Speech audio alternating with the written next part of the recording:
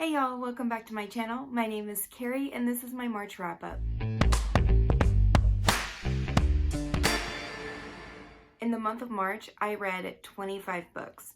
I read one 1-star book, one 2-star book, 4 3-star books, 7 3.5-star books, 7 4-star books, 3 4.5-star books, and 2 5-star books. So once again, I am going to list all of the books that I read from my least favorite or the lowest rated, and then move on up to the highest rated, my favorite books. Okay, so coming in last, I actually have a series.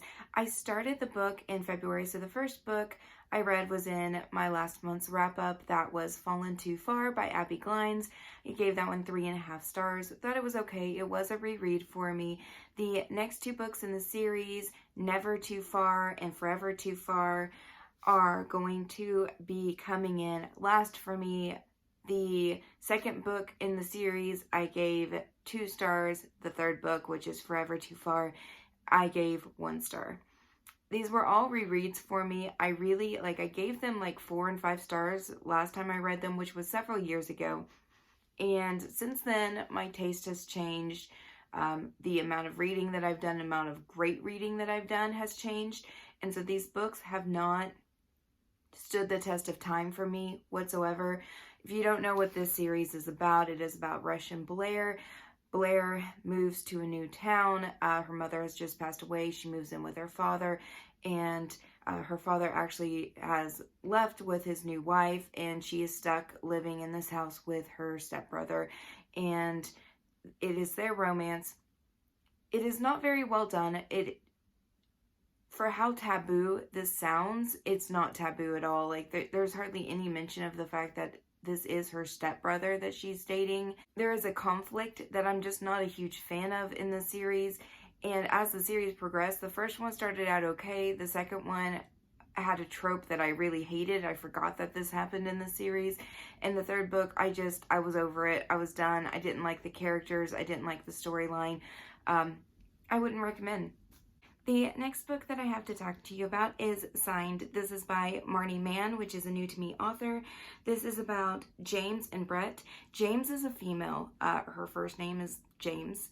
I wasn't crazy about that. I like unique names as much as the next person, but it got me confused, especially with me reading a lot of male romances. I was listening to this on audiobook, and every time they talked about James, it really got me confused.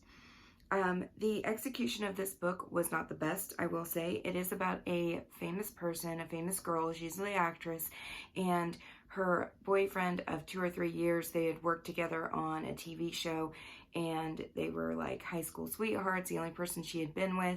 He had cheated on her and was dating somebody else, and she had previously slept with one other person just to kind of get over him.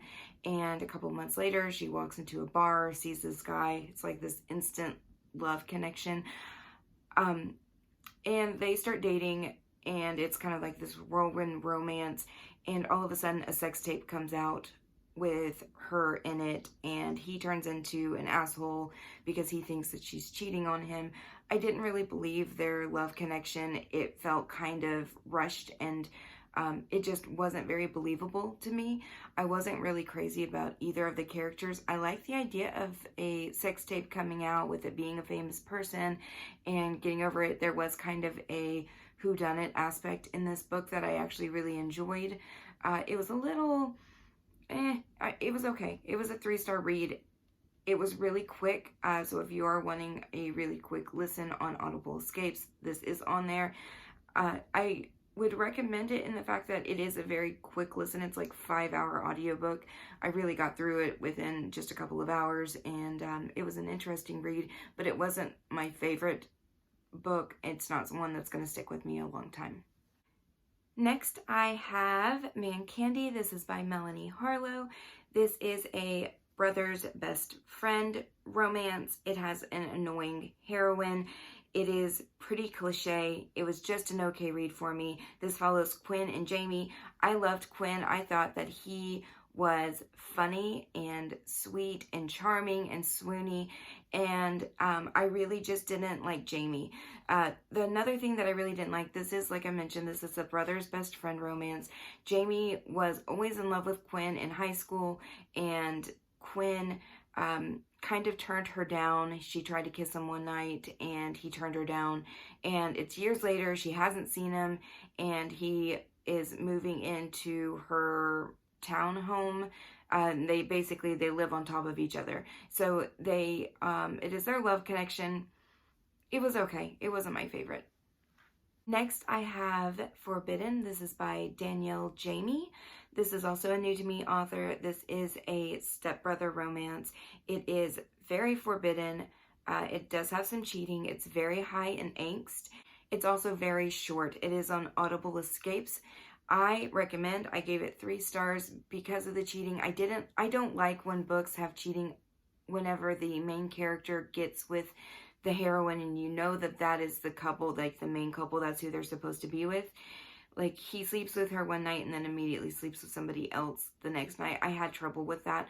It is a very, very short audiobook. I think it's only like 3.5 hours. I think this is a duet or a trilogy. I'm not sure. But I really like the story, and I would recommend it. And last, for my 3-star reads, I have Merciless. This is by Willow Winters. I actually had trouble rating this book. I still don't know what to think of it. I really enjoyed this book. I will say I really, really highly enjoyed this book. I don't think it's a romance, though. It is labeled as a dark romance, and I have problems with that. So Merciless follows Carter and Aria. Carter is, I guess, he's not really the mob, but he is kind of a really bad guy, and he kidnaps Aria and throws her in a dungeon, and he treats her like a dog, like worse than a dog. He basically forces her to have sex with him, and she has complete Stockholm syndrome. She really hates what he's doing, but at the same time she enjoys the sexual aspect of it, but it's in like an ownership way. He doesn't really ever show that he has any kind of true feelings for her. Even in like my darkest of dark romances, like, you know that the hero really likes the heroine, he just has a really bad way of showing it. This one, it was like he just wanted to own her. He wanted to show everybody else that he owned her. I loved the writing of this book. I really enjoyed the story. I mean, it was super dark. I would highly recommend. I just don't think that at least this first book is a romance. We'll say this does end in a cliffhanger, and there is a couple other books in the series about the same couple. Coming in next at 3.5 stars, I have Darkness Dawns. This is by Diane Duvall. This is a paranormal romance. Specifically, it is about immortals or vampires, if you will, same thing. This follows Roland and Sarah. This was done in 2011, so it has a lot of the basic vampire tropes in it. I enjoyed the second half a lot. The first half was kind of slow to start. It was like every other vampire romance out there. It was a little boring. It was okay. The ending, the second half kind of really picked up, and it became a little bit different than the other vampire romances. But the ending was way too convenient for my taste. Of course, with all vampire romances, there is going to be kind of a evil character who they have to go off against in order for the hero and the heroine to get together. It kind of followed that same format. I enjoyed it, but it wasn't my favorite vampire romance out there. The next book I have to talk about is also 3.5 stars. This one is Where You Can Find Me by Fiona Cole.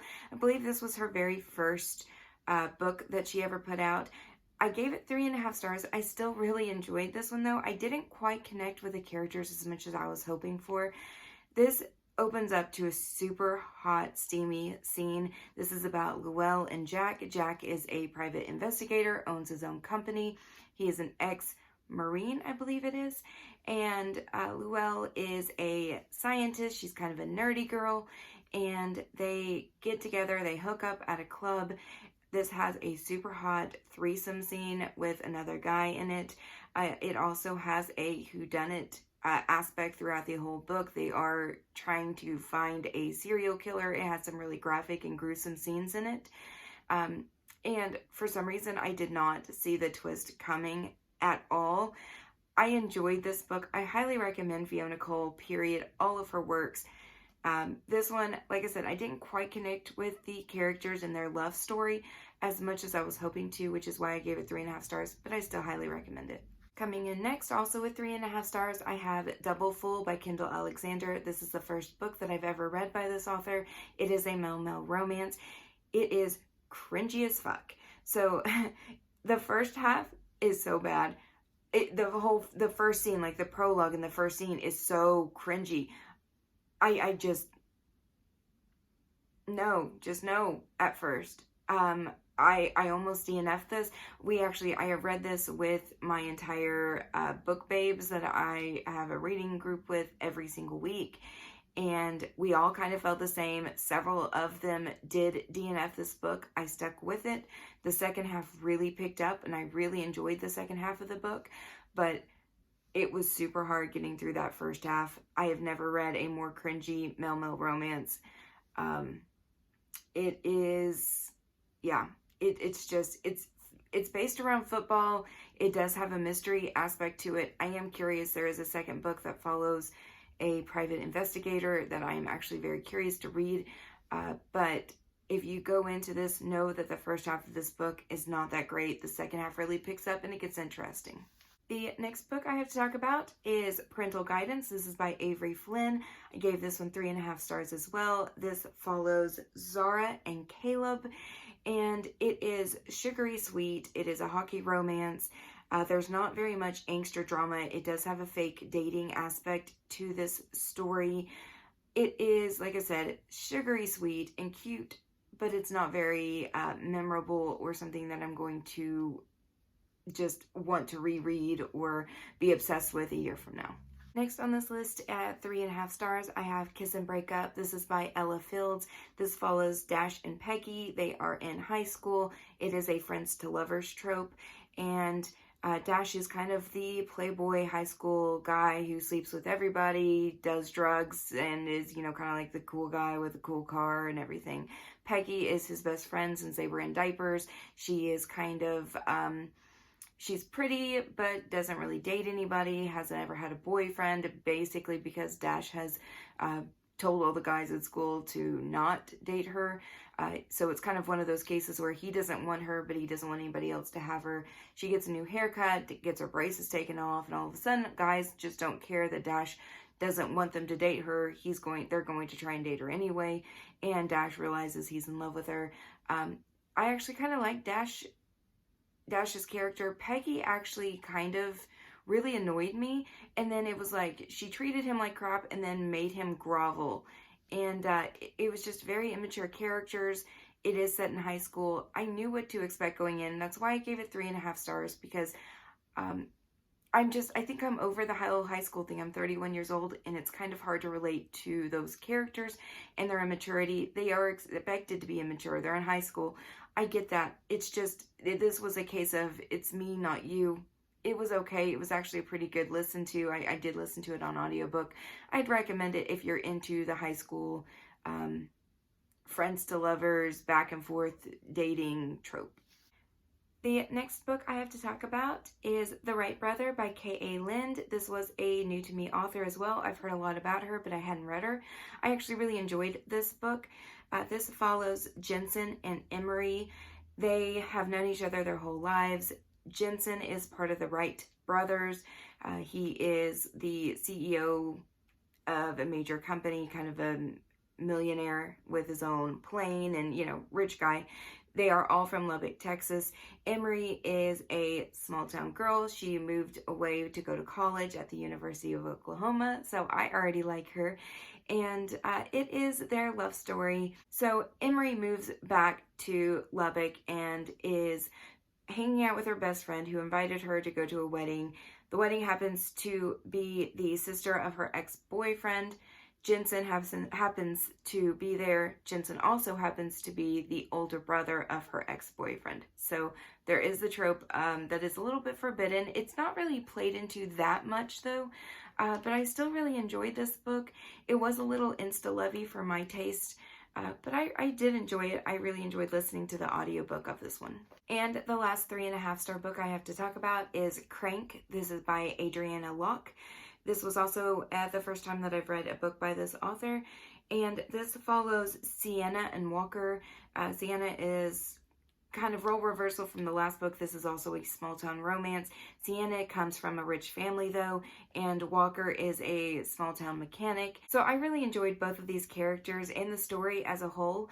However, I felt like some of the writing was a little off for me. The conversation didn't flow naturally in some parts, and I found myself rereading it, trying to understand what the author was trying to say at times. So that's the reason why I gave it 3.5 stars, but I actually really enjoyed this small town romance. The next book I have to talk about, coming in at 4 stars, is The Boy I Grew Up With. This is by Tijan. This was part of my Book Babes group where we read a book a week, and I enjoyed this book. There were some parts that I really enjoyed. Like, it is a friends to lovers. They've been best friends since they were 10. They kind of have always dated on and off. I really felt their connection. I felt that they had this deep connection. They had some really heartbreaking things happen in this book, and that they talk about, that I really truly felt. However, this book is supposed to be kind of a standalone, just plain novel, and there was a lot of characters in this that you can tell it's kind of all interconnected, and I felt like I was missing a lot because I hadn't read all of the previous books in her Fallen Crest High series, and there was a lot of different characters in that it just kind of, the crew aspect didn't make a lot of sense to me. The storyline was kind of all over the place. It didn't have much of a plot line. It was just following these characters and their crew, and the crew part of it was just like, it was confusing because they were going up against like the cartel and like major people, but these were like kids basically. So there were some parts that really confused me and that I was just like, wait, what? But then the actual romance aspect of this, I really enjoyed. The next book on my list is Love Sincerely Yours. This is by Sarah Ney and Megan Quinn. I really enjoyed this one. I thought it was really funny. It is a office romance where the girl gets drunk and she decides to send a letter to her boss letting him know just how attractive she thinks he is. She sends it from an anonymous account, so he has no idea who it is who's sending him this message, and they start to chat via message even though he has no idea who she is, and it is really kind of cute and quirky. I enjoyed it. The next book on my list is Flow. This is by Kennedy Ryan. This is a kind of prequel to the book Grip, which I'm going to talk about in general in a little bit. The next book on my list is Deny Me by Fiona Cole. This comes in at 4 stars as well. I really enjoyed this one. It is Jameson and Evelyn's story. It is the second book in the series, but all 3 of these books can absolutely be read as standalone. In fact, I read the 3rd book first and had no idea that it was part of a series. So Evelyn is best friends with Jameson's little sister, and they have been friends for years. They've always had this banter back and forth. They've always had this kind of connection. Jameson has always really liked Evelyn. Evelyn has always flirted and tried her hardest to embarrass Jameson, and Jameson was just never having it. Like, they would never go any further because Evelyn is not the type to settle down. She likes her freedom. She likes to be able to sleep around with whoever she wants to. So does Jameson, and so they never really got together. It was just a friendship and banter that was really flirty, and you really felt their connection. But Evelyn's mother is a complete and total bitch, is all I can say. Like, it got to the point where Evelyn, I understood where she was coming from, but it made me question how far is too far, how much is too much whenever it comes to wanting your freedom and wanting to be independent and single. It got to the point where I almost quit rooting for them to be together because I liked Jameson so much and I loved how he treated Evelyn. And I got so annoying with Evelyn that I just almost was like, wow, Jameson he deserves better. So I really, really enjoyed this, but it almost became too much angst for me. But that's just me. I mean, everybody's different. I still really enjoyed it. Obviously, I gave it 4 stars. And the next 4-star book I have to talk about is Imagine Me by Fiona Cole. This is the 3rd book in the same series, and it is by far my favorite. It's following Shane and Juliana. Juliana is moving to this town to be with her brother. Shane is her brother's best friend, so it does have that little bit of a taboo aspect going for it as well.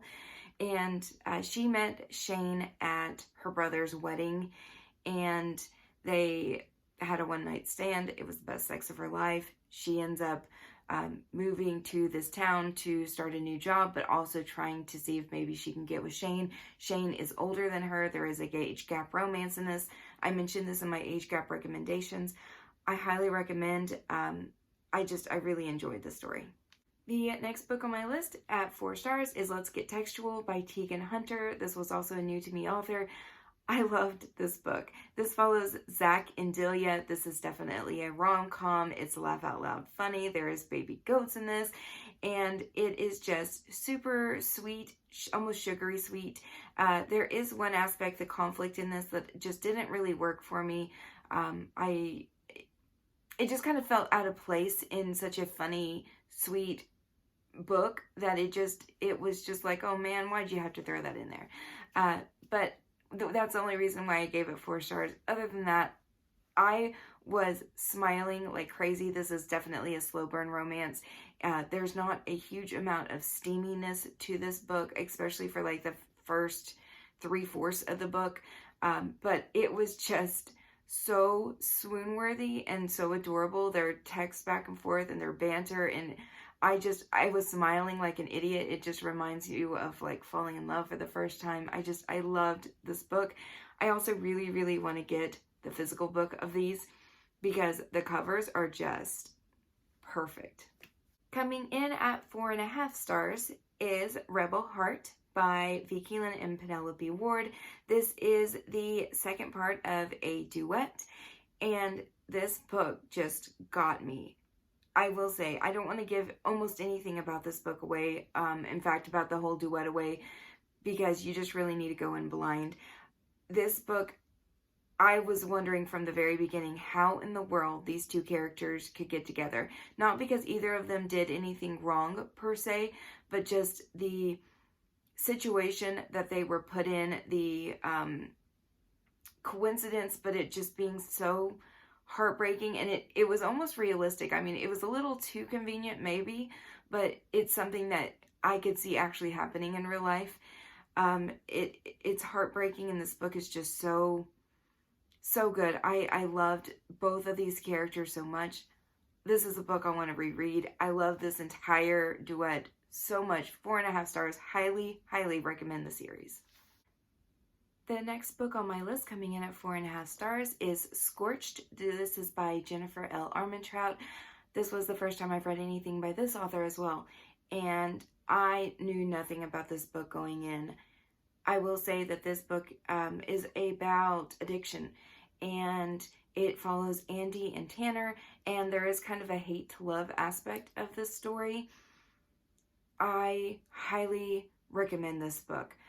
This is a very accurate representation of addiction and the excuses that she would use. It was just so raw and real and emotional, and I highly recommend 4.5 stars. Speaking of addiction, my next book coming in at 4.5 stars is Lead Me Not. This is by A. Meredith Walters.